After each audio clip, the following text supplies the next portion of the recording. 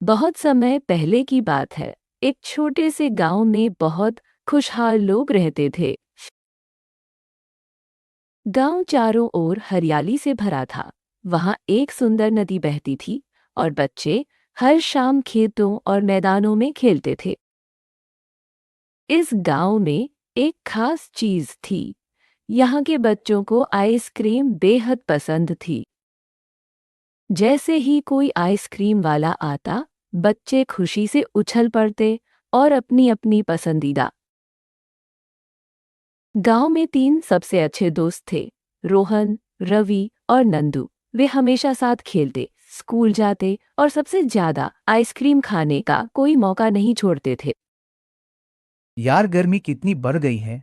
काश अभी कोई आइसक्रीम वाला आ जाए। हाँ, पिछले हफ्ते जो आइसक्रीम वाला आया था, उसकी कुल्फी तो लाजवाब थी। पर वह बहुत जल्दी चला गया। इस बार अगर कोई आया तो मैं कम से कम 3 आइसक्रीम खाऊंगा। बच्चों की यह इच्छा बहुत जल्द पूरी होने वाली थी। अगले दिन गांव में एक नई आइसक्रीम वाली आई। उसकी आइसक्रीम इतनी रंग बिरंगी और स्वादिष्ट दिख रही थी कि सभी बच्चे उसकी ओर खिंचे चले गए। आओ आओ बच्चों, सबसे ठंडी और जादुई आइसक्रीम खाओ। इसे खाते ही सारी गर्मी उड़न छू। बच्चों की आंखें चमक उठी। वे जल्दी से लाइन में लग गए। रोहन, रवि और नंदू ने भी आइसक्रीम खरीदी और मजे से खाने लगे। वाह, यह तो किसी और ही दुनिया की आइसक्रीम लग रही है। हाँ, ऐसा लग रहा है जैसे ठंडी हवा अंदर भर गई हो। अजीब बात है, यह आइसक्रीम बहुत जल्दी पिघल भी नहीं रही। लेकिन कोई नहीं जानता था कि इस आइसक्रीम में एक भयानक रहस्य छिपा था। अगले दिन गांव में अजीब घटनाएं होने लगी। सूरज नाम का एक बच्चा, जो सबसे पहले आइसक्रीम खाने गया था, अचानक लापता हो गया। सूरज, भाग्य बीजा कहाँ हो तुम्हें? वह रात में सोने गया था, लेकिन सुबह बिस्तर खाली मिला। पूरे गांव में हलचल मच गई। लोगों ने उसे हर जगह खोजा, लेकिन सूरज का कोई पता नहीं चला। यह बहुत अजीब है। सूरज वही बच्चा था जिसने सबसे पहले आइसक्रीम खाई थी। हाँ, और कल ही नई आइसक्रीम वाली आई थी। कहीं इसका कुछ संबंध तो नहीं? अगले 2 दिनों में और भी 2 बच्चे गायब हो गए।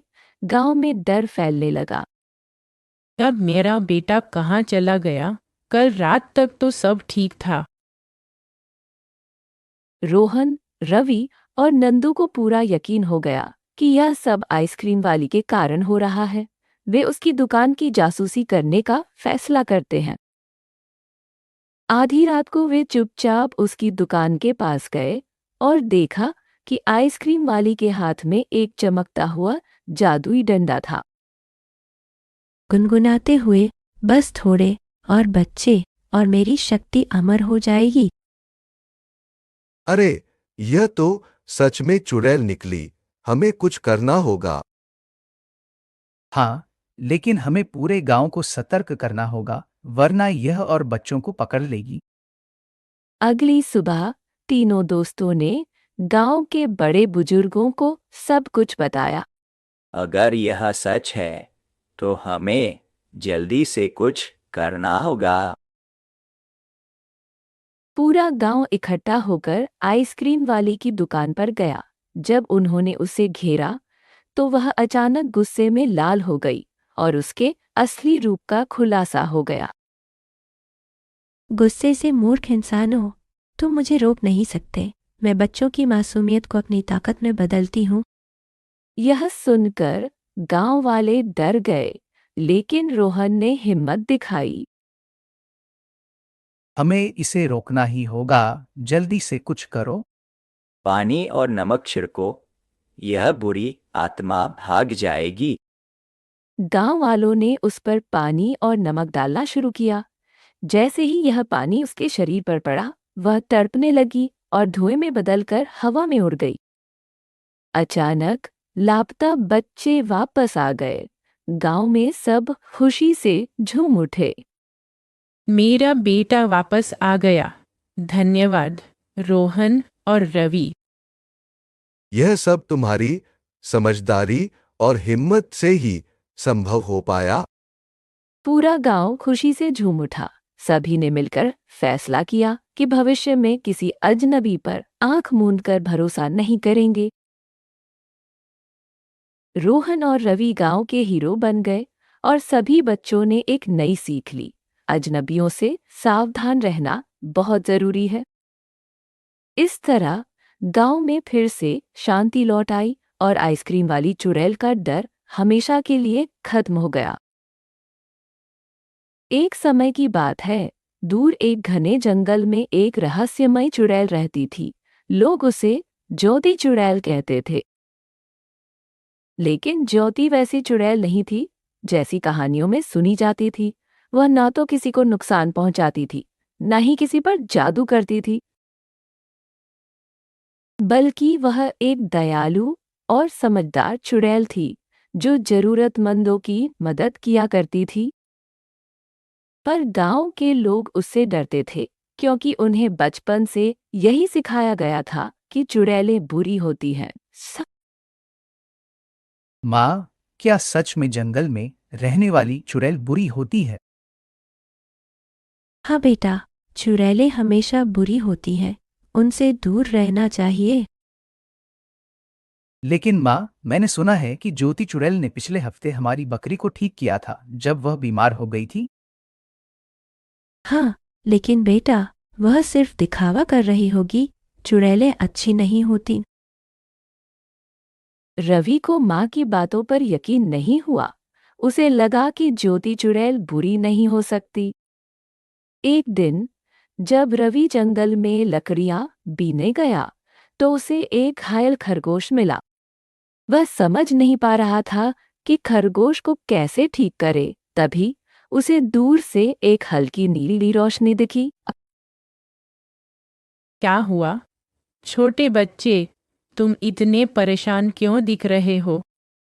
मेरा नाम रवि है। देखिए, यह खरगोश घायल हो गया है।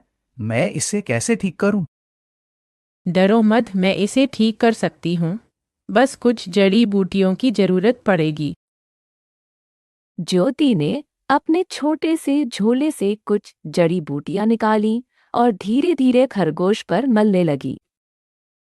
कुछ ही मिनटों में खरगोश ने अपनी आंखें खोली और धीरे धीरे खड़ा हो गया। वाह, आपने इसे ठीक कर दिया। हाँ, लेकिन याद रखना, सच्ची जादूगरनी वही होती है जो दिल से दूसरों की मदद करे। लेकिन गांव के लोग कहते हैं कि चुड़ैलें बुरी होती हैं। हमेशा दूसरों की बातों पर विश्वास मत करो, खुद अनुभव करो। रवि को समझ आ गया कि ज्योति सच में बुरी नहीं थी। वह उसे धन्यवाद कहकर गांव लौट आया। अगले दिन जब गांव में एक बच्ची को तेज बुखार आया और वैद्य जी ने हार मान ली, तो रवि को एक उपाय सूझा।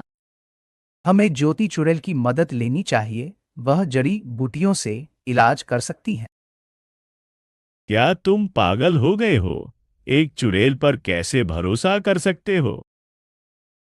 लेकिन मुखिया जी, उसने मेरे सामने एक घायल खरगोश को ठीक किया था। हमें उसे एक मौका देना चाहिए। रवि ठीक कह रहा है। हमें हर किसी को बिना जाने बुरा नहीं समझना चाहिए। आखिरकार गांव वाले ज्योति के पास गए और उससे बच्ची के इलाज की विनती की। चिंता मत करो, मैं पूरी कोशिश करूंगी।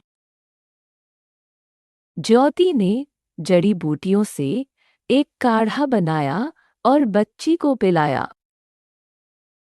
कुछ ही देर में बच्ची को आराम महसूस हुआ और वह धीरे धीरे ठीक होने लगी। हमने तुम्हें हमेशा गलत समझा। ज्योति, हमें माफ कर दो।